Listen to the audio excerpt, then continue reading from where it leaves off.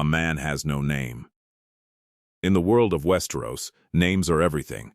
A name gives you power. A name gives you honor. A name gives you enemies. But what if a man had no name? Not forgotten. Not hidden. Gone. Jaqen H'ghar was not a king, not a knight, not even a lord. He was something far more dangerous. He was no one. And yet, he was everyone. The first time we see him, he is inside a cage, a criminal, a prisoner, chained like an animal, transported north toward the wall, but something about him feels wrong, too calm, too silent, too aware. The other prisoners rage, they scream, they curse their fate, but Jaqen H'ghar smiles, softly, as if he already knows how the story ends, because to a faceless man, death is not punishment, it is a gift. And a man who serves death does not fear it. Arya Stark meets him when she is still a child, still innocent, still clinging to her name. She does not know it yet, but this quiet man in chains will reshape her destiny. When fire consumes the prison cart, when men burn alive screaming, Jaqen does not panic. He watches. He waits. Because a man does not fight chaos, a man becomes it. Arya saves him. She saves all 3 prisoners. She thinks she performed an act of mercy. But mercy has a cost. And the faceless men always collect their debts. Later, in the ruined halls of Harrenhal, Jaqen approaches her, not as a beggar, not as a prisoner, but as something else, something ancient. You have saved 3 lives. His voice is soft, almost kind.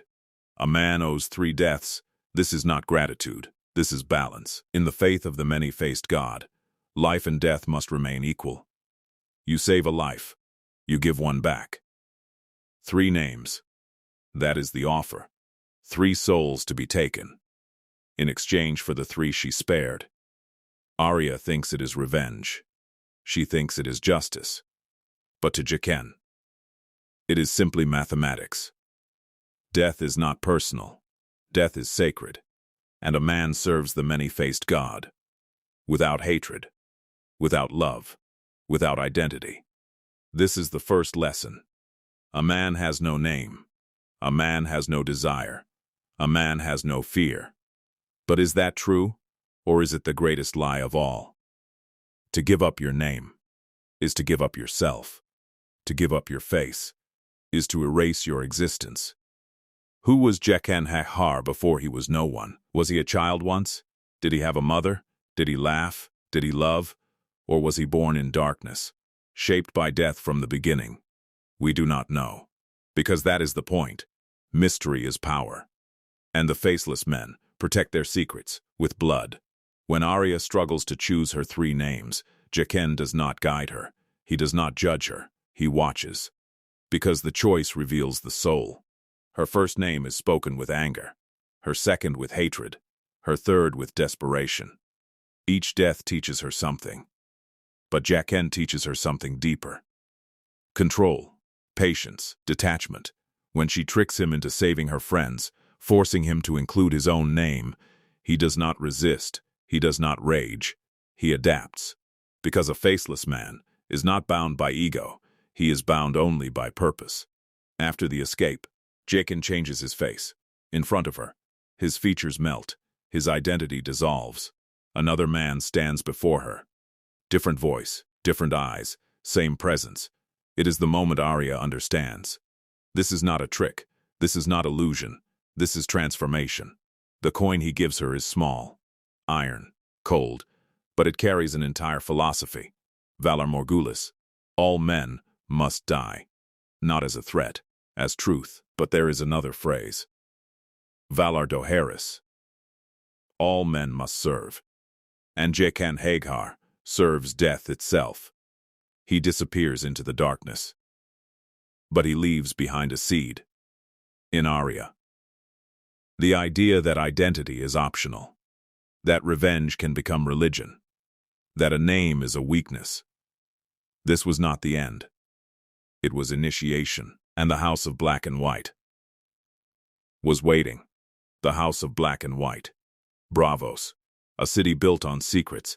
A city born from slaves who escaped death. only to worship it. Hidden among its narrow canals stands a temple unlike any other, the House of Black and White. It does not shine. It does not demand attention. It waits.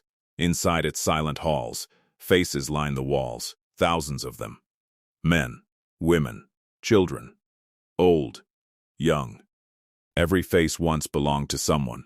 Every face once had a name, and now they belong to no one. This is the home of the Faceless Men, servants of the many-faced God. But who is the many-faced God? He is not one God. He is all of them. The stranger, the Lord of Light, the drowned God, the old gods. The seven. Different names, same ending. Death. To the Faceless Men, death is not evil. It is mercy, it is release, it is balance. Long ago, in the mines of Valyria, slaves prayed for freedom. They begged their gods for relief, and one voice answered, not with salvation, but with death. The first Faceless Man gave the gift of death to a suffering slave. From that moment, the order was born. Death was not punishment, it was compassion, but compassion requires discipline, and discipline requires the destruction of self. When Arya arrives at the temple, she is not welcomed, she is tested. She is beaten, she is starved, she is ignored. Because the house does not want Arya Stark. It wants no one. Jaqen H'ghar stands before her once more. Or perhaps he was always there. He speaks softly, calmly. A girl has many names, but she must give them up. Her sword, her past, her pride, her pain, even her revenge, especially her revenge. Because revenge belongs to a person, and a person cannot serve death without bias. Inside the house, there is no identity, only purpose. Arya is told to sweep floors, wash bodies, prepare the dead. She learns that death is not dramatic. It is quiet. It is ordinary. It smells of stillness. The bodies that enter the temple are not murdered randomly. They are chosen by those who pray. The Faceless Men are not killers. They are instruments. If someone begs for the gift of death, and the price is paid, a man delivers it. Without anger, without joy, without attachment. This is the difference between an assassin and a servant of death. An assassin kills for money or politics. A faceless man kills for balance. But balance is a fragile idea. Because who decides? Whose suffering deserves an end? And who decides when death is mercy and when it is escape? These are questions the house does not answer. Because doubt is identity, and identity must die. Jaqen tests Arya constantly. He asks her, "Who are you?" She answers, "No one." But her voice hesitates. Because deep inside, she is still Arya Stark, daughter of Winterfell, sister, wolf. Names are anchors, and the house demands she cut them loose. To become no one is to erase memory, to erase love, to erase pain. But pain is powerful. Pain shapes purpose. And perhaps that is why Jaqen watches her so closely. Because Arya does not forget. She endures. When she lies, she is punished. When she fails, she is beaten. When she resists, she is blinded. Yes, blinded. Because a girl must learn to see without sight, to hear without ears, to move without fear.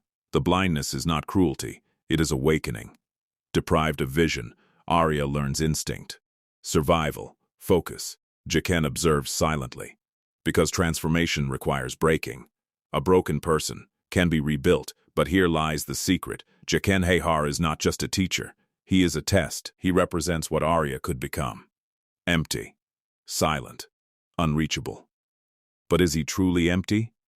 Or does something remain behind his many faces? When he looks at her, there is something there. Approval? Curiosity? Possibility? For a man with no name, Jaqen H'ghar seems strangely invested. Perhaps he sees something rare. Not obedience, not submission, but will, a dangerous thing for someone meant to be no one. The house teaches that identity is weakness, but Arya's identity is her strength, and Jaqen knows it. The many-faced god demands service. But what happens? When the servant begins to question? What happens? When a girl refuses to disappear? This is not just training. This is a war between self and surrender, between revenge and religion, between Arya Stark and no one. And Jaqen H'ghar stands in the middle, watching, waiting, because even a man with no name understands that some souls cannot be erased. The three names. Before Bravos, before blindness, before the House of Black and White, there were three names, 3 lives, 3 deaths promised.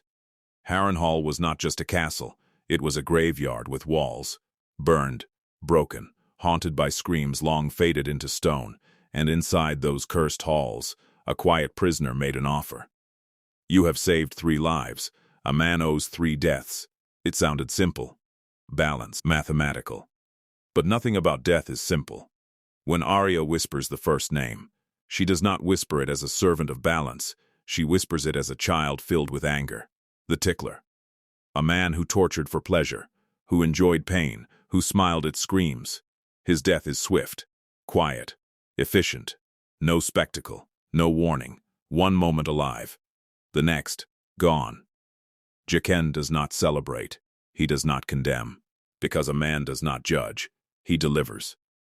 The second name follows, another soldier, another cruelty erased. But something shifts. Arya begins to understand. Power. With 3 names, she holds invisible control. And Jaqen becomes something else, not just an assassin, a weapon she can aim. But here lies the deeper question. Who truly holds the power? The girl who speaks the name, or the man who chooses how it ends? Because a faceless man is not a slave to revenge, he is a servant to a god. If a name is spoken in hatred, does that still serve balance, or does it corrupt the ritual? Jaqen never argues, never resists. But his silence is not submission, it is observation. He studies Arya, her choices, her impulses, her restraint.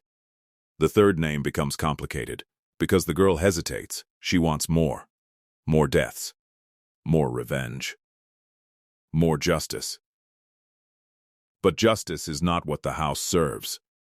Justice is emotional. Death is neutral.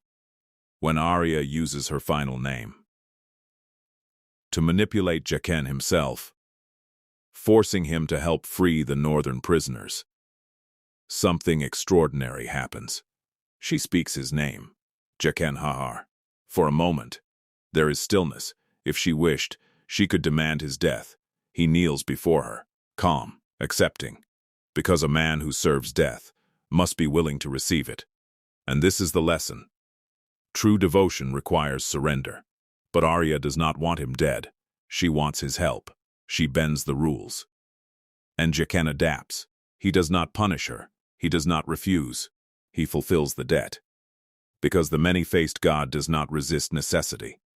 After the escape, Harrenhal falls into chaos, and Jaqen stands before her one final time. This is where identity fractures. His face begins to change. Not a trick of light, not a disguise removed. Transformation. Bone, skin, features shifting like wax melting. Another man stands where Jaqen stood. A different face, a different voice, but the same presence. It is not illusion. It is proof. Identity is fluid. Names are temporary.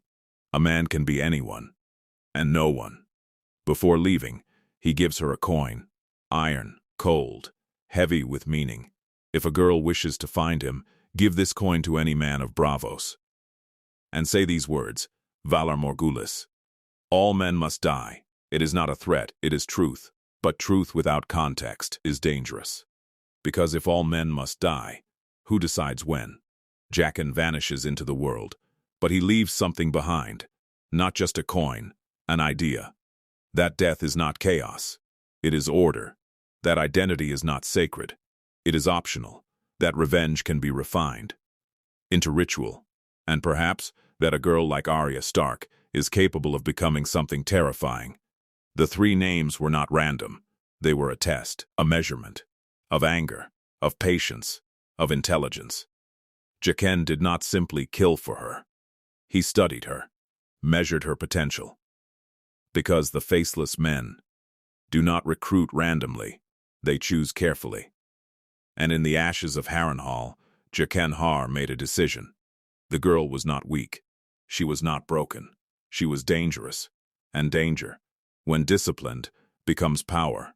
But there is still one question left unanswered.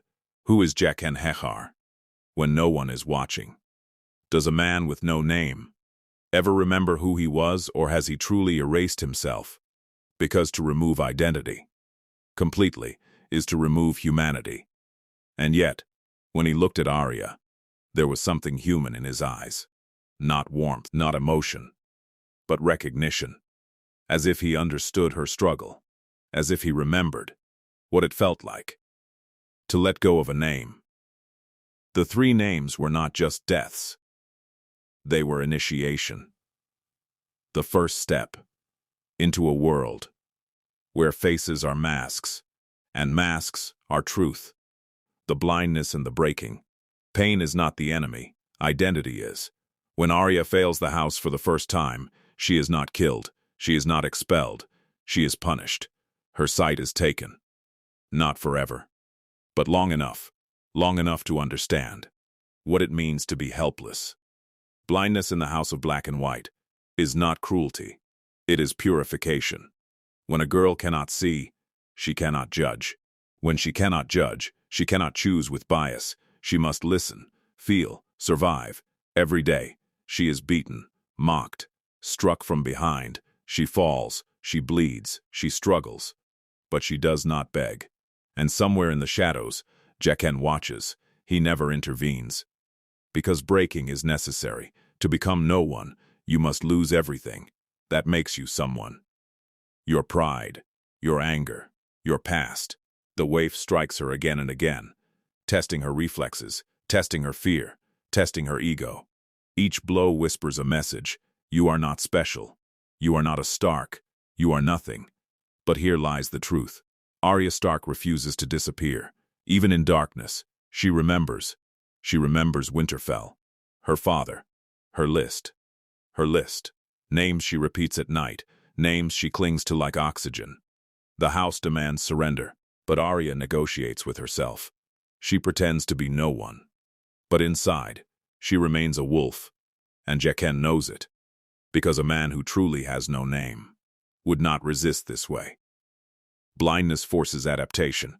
She learns to fight without sight, to feel movement in the air, to hear breathing in silence, to anticipate violence before it arrives.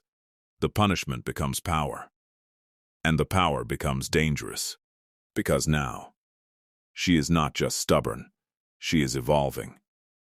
Jaqen restores her sight, only when she stops fearing the dark. Not when she obeys, when she understands. And in that moment, the lesson becomes clear. Fear is weakness. Attachment is weakness. Identity is weakness. But what if identity is also strength? This is the internal war. The Faceless Men believe. To serve death, one must be empty. Arya proves something different. That purpose can survive erasure. That memory cannot be beaten out. That names do not fade so easily. Jaqen never shows approval, never shows pride, but there is silence in him, a stillness, as if he is calculating. Is she failing, or is she becoming something new? The blindness was not a punishment. It was a question. Can a Stark become no one? Or will she become something the house did not expect? But the story of Jaqen H'ghar does not end here. Because a man with no name cannot be understood in a single telling, the House of Black and White still hides its secrets. And the true purpose behind Jaqen's interest in Arya Stark is far deeper than it seems. Was he guiding her, or was he preparing her for something far more dangerous? The rest of Jaqen H'ghar's story will continue in the next video. Valar Morghulis. If you enjoyed this dark journey into the world of the Faceless Men, make sure to like the video and subscribe to True Love Stories for more powerful and mysterious character stories. A man has no name. but this channel does. See you in the next story.